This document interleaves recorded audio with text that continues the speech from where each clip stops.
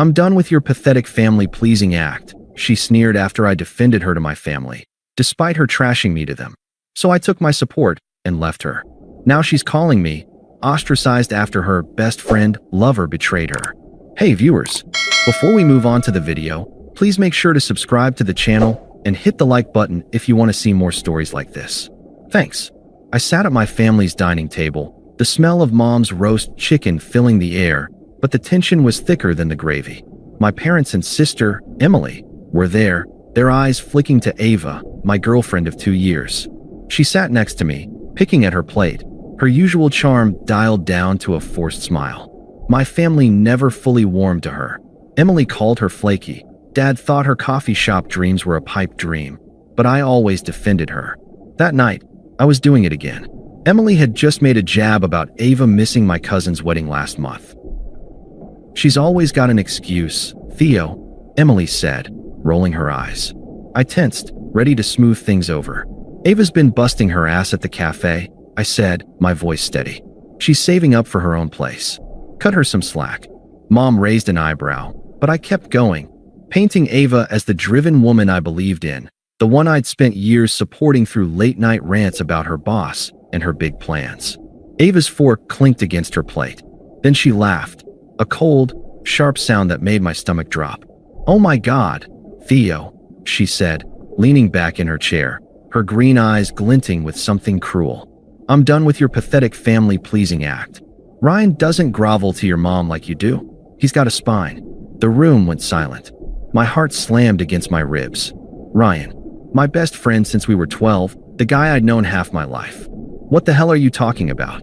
I managed, my voice low, praying I'd misheard. Ava smirked, tossing her hair. I've been sleeping with Ryan for months. He's a real man, not some pushover begging his family to like me. She leaned forward, her voice dripping venom. And by the way, I told your sister you're spineless. She agreed. I froze. My family's faces, Mom's shock, Dad's clenched jaw, Emily's wide eyes, burned into me. Ava had been texting Emily behind my back, trashing me while I defended her. The hypocrisy hit like a punch. She'd used my loyalty to look good, all while slandering me to the people I loved. I wanted to scream, to demand why, but the words stuck in my throat. Mom broke the silence, her voice shaking. You said that about my son? Ava shrugged, like it was nothing. He's too soft. Always has been. I stood, my chair scraping the floor. My hands trembled, but I kept my voice steady. You leaned on me to win them over while you lied about me to their faces. We're done, Ava. I grabbed my jacket, ignoring her scoff, and walked out into the cold night. My family's stunned silence followed me, but so did a flicker of relief. I was done carrying her. The next morning, I stood in our cramped apartment, surrounded by Ava's coffee shop sketches and half-empty mugs. My duffel bag was half-packed on the couch, my clothes and laptop stacked neatly. I'd barely slept, my mind replaying Ava's sneer, her betrayal with Ryan, and the gut-wrenching truth that she'd been bad-mouthing me to my own sister. I wanted answers, but more than that, I wanted out. Ava stormed in from the bedroom, her hair messy, her face twisted with defiance. You're really leaving? She snapped, crossing her arms. Over one little fling. I zipped my bag, keeping my voice calm. One fling? You slept with my best friend and trashed me to my family. You called me spineless to Emily while I was defending you. She rolled her eyes, pacing. Ryan gets me, Theo. He's ambitious, not some bleeding heart social worker stuck in a dead-end job. You suffocated me with your support. Her air quotes made my blood boil, but I didn't bite. You used my support to look good, I said, meeting her gaze. You texted Emily lies about me while I fought for you. That's not a fling, that's you being a liar. Ava laughed, bitter and sharp. Oh please, you're just mad because I outgrew you. Ryan's helping me open my shop, something you'd never understand. Her delusion was staggering. She thought Ryan, a sleazy salesman who'd always chased clout, was her ticket to success. I slung my bag over my shoulder. You don't get to rewrite who I am, Ava. Keep your lies and your real man. I'm done. I walked to the door, ignoring her taunt about me, crawling back. I drove straight to a motel, booked a one-way ticket to a small city 3 hours away, and blocked her number. The road stretched out, and for the first time in years, I felt like I could breathe. 6 months after I walked out on Ava, I was in a new city, a small place with quiet streets and a view of the mountains. My new apartment was sparse, a couch, a coffee table, a bed, but it felt like mine, not a stage for someone else's drama. I'd landed a better job as a caseworker at a youth center, helping kids navigate foster care and rough home lives. It paid more, sure, but the real win was the purpose it gave me.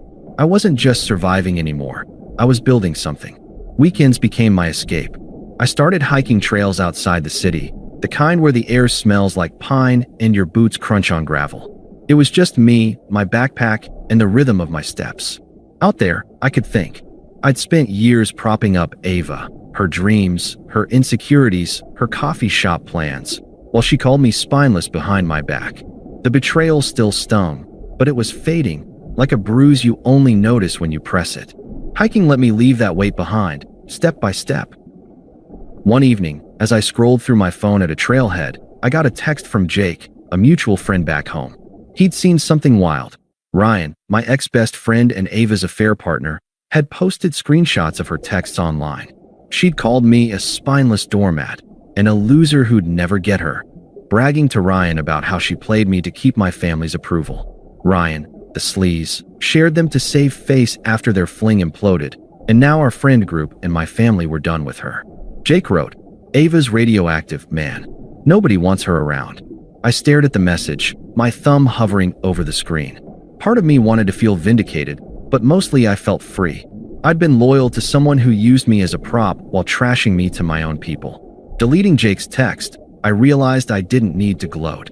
Ava's lies were her own punishment. I tossed my phone in my bag and hiked on, the sunset painting the peaks gold. At work, I'd started opening up to a coworker, Sarah, who'd become a friend. Over coffee one day, I let slip a bit about Ava. "I used to think loyalty was enough," I said, stirring my cup. "But it has to start with yourself." Sarah nodded, her eyes kind. "Sounds like you're figuring that out." I was. For the first time, I wasn't living for someone else's approval. Ava's texts started creeping in like roaches a month after Jake's message. At first, I ignored them. Short pleas like, "Theo, can we talk?" or "I messed up." I'd blocked her number after the breakup, but she used new ones, probably burner apps. By week 2, her voicemails were novels. "Ryan screwed me over, Theo. He lied to everyone, and now they hate me. You were always good to me. Please, I need you." Her voice cracked, but I heard the same entitled edge, like I owed her a lifeline after she'd spit on my loyalty. I deleted them without replying. Then her cousin Mia showed up at my youth center, strutting into the lobby like she owned it. I was finishing paperwork when she barged in, her voice loud enough to turn heads. "Theo, you've got some nerve," she snapped, hands on her hips. "Ava's a wreck because of you. You left her to crash and burn. You coward." I leaned back in my chair, keeping my cool. "Ava burned herself, Mia. She cheated with Ryan and trashed me to my own family. I don't owe her a thing." Mia's face twisted, like I'd slapped her. "She made a mistake. Ryan's the bad guy. He posted her texts." I almost laughed at the irony. Ava's lies about me, calling me spineless, a loser, were now her undoing. And she sent Mia to guilt trip me? She lied to my sister, my parents, our friends. I said, my voice steady. She called my loyalty pathetic while I defended her. She doesn't get a pass. Mia huffed, muttering about fixing Ava's mess, but I cut her off. "Tell her to stop contacting me. I'm done." I walked her to the door, ignoring her glare, and went back to work. My kids at the center needed me. People who valued help, not betrayed it. That night, another voicemail. "Theo, I'm sorry, okay? I was wrong about you. Ryan ruined my life, but you're the only one I can trust." I deleted it, my jaw tight. Ava's delusion was unreal. She thought she could rewrite her betrayal and waltz back in. I blocked the new number, but I knew she wouldn't stop. Not yet. 8 months after the breakup, I was back in my old town to visit my parents. I'd just grabbed a coffee from a corner shop when I saw her. Ava, standing on the street corner near my old apartment, looking like a ghost of herself. Her hair was limp, her jacket frayed, and her eyes darted nervously. I almost kept walking, but she spotted me and rushed over, her voice shaky. "Theo, please, just hear me out." I stopped, my coffee warm in my hand, and faced her. She looked desperate, but I wasn't the same guy she'd mocked at that dinner. "What do you want, Ava?" I asked, my tone flat. "I was wrong," she said, her words tumbling out. "Ryan's a liar. He posted those texts, turned everyone against me. I'm so sorry, Theo. You were always good to me." Her eyes begged for pity, but I saw through it. She was still deflecting, still acting like the victim. I took a sip of my coffee, calm as a lake. "You called my loyalty pathetic while I defended you to my family," I said, my voice steady. "You texted Emily I was spineless, played me to look good, then cheated with Ryan. You don't get to rewrite that now, Ava. Live with it." Her face crumpled, but I didn't flinch. She stammered. "I didn't mean it. I was stupid, but I was done." "You meant every word," I said, stepping back. "You thought Ryan was your ticket out, but he showed everyone who you really are. I'm not your fallback." I turned and walked away, her soft sob fading behind me.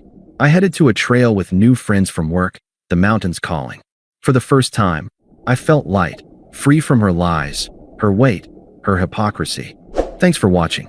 Make sure to subscribe to the channel and hit the like button. What do you think about this story? Share it in the comments.